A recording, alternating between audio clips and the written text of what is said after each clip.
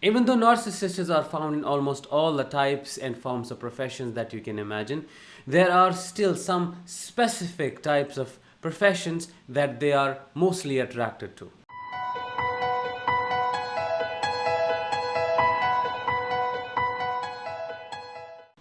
Hi, I am Danish, a narcissistic abuse recovery professional, and today I'll be talking about 5 professions that narcissists are mostly found in.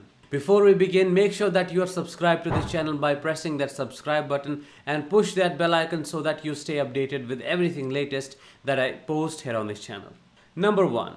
Politicians. Politicians are expected to serve the country, to work for the welfare of the whole country, the people living in it, regardless of their race, their ethnicity, their culture, or anything else, any other factor that defines them. Politicians are the biggest or could be the biggest change makers and can influence the society at the biggest level possible.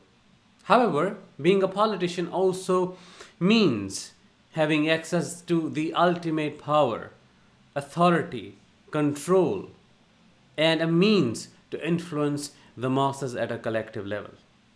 And narcissists do not stay back to take advantage of this opportunity.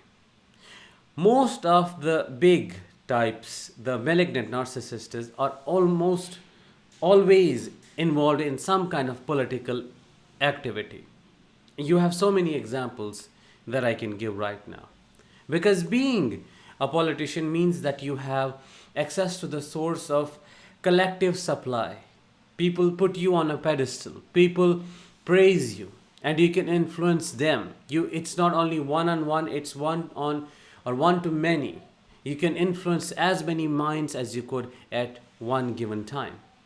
And this is the best opportunity for a narcissist to manipulate, to gaslight, to divide, to create disruption and chaos and then survive and thrive on it. This is the best way for a narcissist to somehow feel that they are in control and not only of one life or one person but everyone else. So in their mind, being a politician, a successful politician, is like being a god. That is how they see and feel it. Number 2, doctors. A doctor is involved in such a noble profession, a profession of reducing, eliminating the pain and suffering of the people.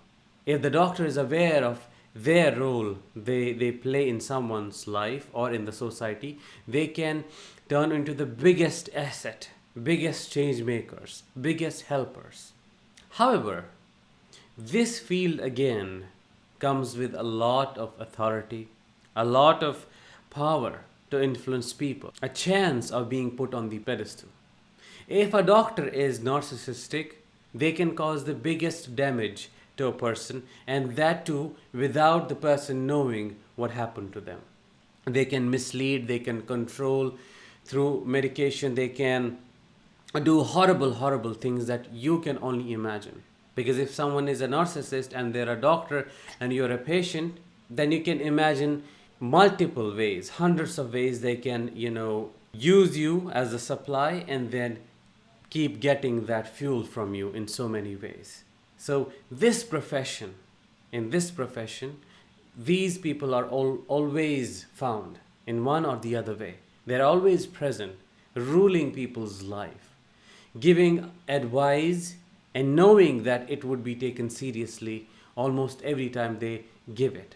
And that is the sense of having power, the sense of authority, which is again the feeding of the false self. Number 3, lawyers. Law can be one of the biggest tools of making change, changing society, making people's life better, delivering justice, if it is in the right hands. However, narcissists are aware that law can be used as one of the tools to wreak havoc and cause chaos. And if you are a survivor of a divorce after narcissistic abuse, or you had to fight that custody battle, you know how these lawyers can then inflict another layer of external abuse after the narcissist. If the lawyer, him or herself, is a narcissist. Because if someone is a lawyer and they know the law, they know the loopholes, they know how they can inflict damage and would not be held accountable for it, they just do it without any consideration. They just cause destruction that is limitless. So those lawyers who are narcissists as well become the secondary abusers of the victims of narcissistic abuse. They make them go through hell, go do things that are unnecessary and re-traumatizing at the first place. So law is also a field where you can see narcissists as flourishing, or it is their breeding ground, in other words. Number 4, teachers. Children are the easiest to manipulate, to use, to extract supply from. And what could be an easier source of supply for a narcissistic teacher than the children he teaches or she teaches? Children give the best and the primary form of the supply to the narcissistic teacher. The teacher again feels the authority, enjoys the power, enjoys the control he has over those children that he teaches, and the way he influences them, the way he can misuse his position and punish and abuse those children under his authority. So teachers and education, this is also the profession where these people are mostly found, and they are attracted to it. Number 5, and the last one, is celebrities. Now, not saying that all celebrities are narcissists, neither do I say that all doctors, lawyers, or politicians are narcissists. It is just that these people are more found in these categories than anything else. So celebrities, being a celebrity, being a public figure, comes with fame. It comes with stardom. It comes with being seen.